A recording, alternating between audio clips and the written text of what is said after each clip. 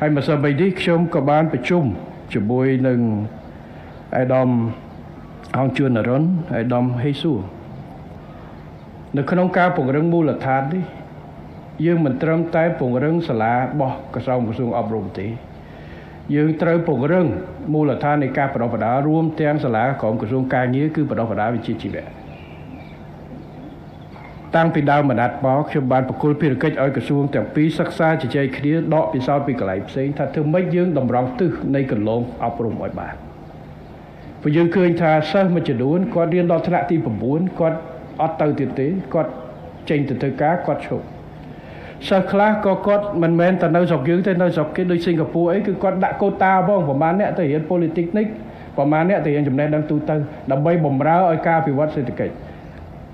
កាត់សម្រាប់យើងដូចគ្នាយើងត្រូវគិតគូរអំពីការតម្រង់ទិសប៉ុន្តែយើងមិនឈានទៅដល់ដូចសិង្ហបុរីគាត់ដាក់ច្បាប់គាត់ប្រហែលភាគរយត្រូវទៅនេះប្រហែលទេបាទខ្ញុំជួបមិត្តភ័ក្តិសិង្ហបុរីចំនួនគាត់ថាគាត់ទៅរៀនក្រៅប្រទេសដោយសារក្នុងប្រទេសគាត់ចង់រៀនមហាវិទ្យាល័យអត់ជាប់ដោយសារកូតាអត់ជាប់គេអស់ទៅគាត់ត្រូវទៅរៀន politics នេះអញ្ចឹងគាត់ទៅរៀនក្រៅប៉ុន្តែដោយសារការរៀបចំតម្រង់ទិសទីហើយបានប្រទេសមួយចំនួនមានមូលដ្ឋានធនធានមនុស្សសម្រាប់ឧស្សាហកម្មបច្ចេកវិទ្យាបត់បែនទៀតសម្រាប់យើងត្រូវតម្រង់ទិសធ្វើយ៉ាងណាឲ្យកូនរបស់យើងក្មួយរបស់យើងចៅរបស់យើងគាត់អាចសម្រេចចិត្តនិងមានការគិតគូរនឹងជួយគាត់ដើម្បីសម្រេចចិត្តពីដើមពីមុនយើងមានដែរកម្មវិធីនេះប៉ុន្តែយើងចាប់ដល់ថ្នាក់ទីដូច12ចប់ហើយបានយើងតម្រង់ទិសអញ្ចឹងគាត់រៀន12ឆ្នាំហើយបានទៅខ្ញុំឲ្យគិតគូរឡើងវិញថាគួរតែផ្ដល់ការណែនាំនេះពីដើមបន្តិចទៅដើម្បីឲ្យគាត់សម្រេចចិត្តអញ្ចឹងគឺយើងបានដាក់ទិសដៅទៅថ្ងៃមុខគឺយើងចង់ឲ្យគាត់សម្រេចចិត្តក្រោយពីថ្នាក់ទី9គាត់ទៅណាអញ្ចឹងថ្នាក់ទី7ទី8យើងចាប់ផ្ដើមបញ្យល់គាត់ណែនាំឲ្យឪពុកម្ដាយយល់បាទព្រោះចង្កាលនឹងមានការយល់ច្រឡំថារៀនបណ្ដុះបណ្ដាលវិជ្ជាជីវៈទៅរៀនធ្វើកម្មករអត់ទេជំនាញបច្ចេកទេសនេះមិនមែនតែកម្មករនោះទេគឺមានជំនាញខាងអគ្គិសនីខាងបច្ចេកវិទ្យាចំនួនដែលអាចធ្វើទៅបានគឺជាអ្នកគ្រប់គ្រងក៏បានបាទដើម្បីឲ្យយល់ឲ្យការសម្រេចចិត្តយើងអត់បខំប៉ុន្តែយើងនឹងបញ្យល់ឲ្យបានច្រើនអញ្ចឹងថ្នាក់ទី9ជាជាងគាត់សម្រេចចិត្តមិនច្បាស់ឬមួយក៏គាត់បោះបង់ចោលឬមួយក៏គាត់ចេញទៅធ្វើការកន្លែងដែរអត់ទាន់មានជំនាញគ្រប់គ្រាន់យើងរៀបចំបែបទេប៉ុន្តែដើម្បីឲ្យដឹងឪពុកម្ដាយក៏បានយល់យើងនឹងខិតខំដើម្បីបញ្យល់ពីថ្នាក់ទី7ទី8ទី9ឲ្យគាត់ដឹងឲ្យគាត់ឃើញថាតើជំនាញយ៉ាងម៉េចកលឹះមួយដែលថាបណ្ដុះបណ្ដាលវិជ្ជាជីវៈមិនសូវតាក់ទាញគឺថាការរៀបចំងាប់កាលាបើន័យថាផ្លូវទាល់បើចូលថ្នាក់ទី9គាត់ទៅរៀនហ្នឹងថ្ងៃក្រោយក៏អត់អាចទៅរៀនមហាវិទ្យាល័យបានទេព្រោះគាត់ទៅរៀនហ្នឹងគឺលែងបានកាក់បាក់ឌុបហើយអត់ទេការរៀបចំថ្មីនេះត្រូវរៀបចំកន្លងយ៉ាងម៉េចដើម្បីគាត់អាចផ្លាស់ប្ដូរពេលក្រោយទៀតឧទាហរណ៍ថ្នាក់ទី9គាត់អត់ទៅរៀនមហាវិទ្យាល័យយកសញ្ញាបត្រទេគាត់ទៅសាលាបណ្ដុះបណ្ដាលជីវិត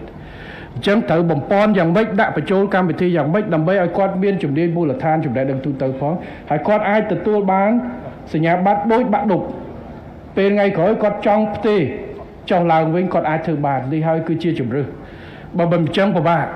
បើន័យថាឲ្យខ្ញុំទៅរៀននេះយើងងាប់កន្លះពីមុនយើងរៀងលំបាកដោយសារតាមខ្ញុំសិក្សាស្រាវជ្រាវហើយតាមដឹកនាំចាស់ដែលគាត់ដឹងថាពីពុទ្ធយើងរៀងលំបាកបន្តិចដោយសារពេលដែលរៀនជីវិតនេះចង់ទៅវិញតទៅប្រឡងកម្រិតខ្ពស់ទៅប្រឡងដូចនៅតិចណូជាមួយអីចឹងអ្នកប្រជាពលរដ្ឋកូនចៅប្រជាពលរដ្ឋក្រីក្រដែលមានពិបាកមួយចំនួនពិបាកប្រឡងជាប់ហើយចំនួនតាន់អញ្ចឹងយើងរៀបបែបនេះដើម្បីបំពន់ឲ្យបាទសួរថាធ្វើបែបនេះដើម្បីអីសួរបែបនេះដើម្បីបើកគេថាជំរឿសច្រើនឲ្យក្មេងៗរបស់យើងកូនចៅប្រជាពលរដ្ឋរបស់យើងបាទទោះបីជាគាត់ទៅធ្វើការក៏ដោយគាត់មានជំរឿសក្រោយពីអនុវិទ្យាល័យទៅបាទទៅរៀនបំពន់ចំណេះដឹងទូទៅសម្រាប់ធ្វើការគាត់អត់ចំណាយ3ឆ្នាំទៅចូលរៀនទៅវិទ្យាល័យដើម្បីទីទេ គាត់អាចទៅដុំម្ដងហើយថ្ងៃក្រោយគាត់មានសញ្ញាបត្រមួយដែលអាចគូគងស្មើគ្នាហើយគាត់ថ្ងៃក្រោយចង់មករៀនមហាវិទ្យាល័យយកអីទៀតគឺគាត់មានគឺថាជំរឿសបែបនេះបាទព្រោះមិនទាំងអស់គ្នាមិននៅតែក្នុងស្រុកខ្មែរនៅក្រៅប្រទេសដូចគ្នាមិនទាំងអស់គ្នាទៅរៀនមហាវិទ្យាល័យឬមួយក៏វិទ្យាល័យទេ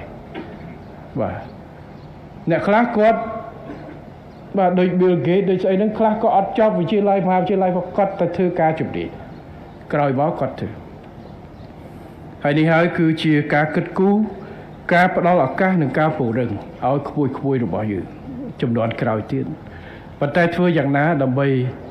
ឲ្យឆ្លើយតបទៅនឹងតម្រូវការទីផ្សារការងារ